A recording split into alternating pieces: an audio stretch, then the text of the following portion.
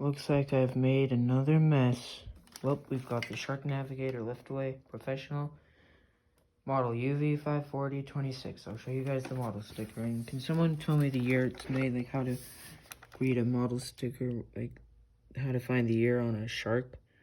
I know what year it's made. It was made in 2016 because I unboxed it for my uncle back then.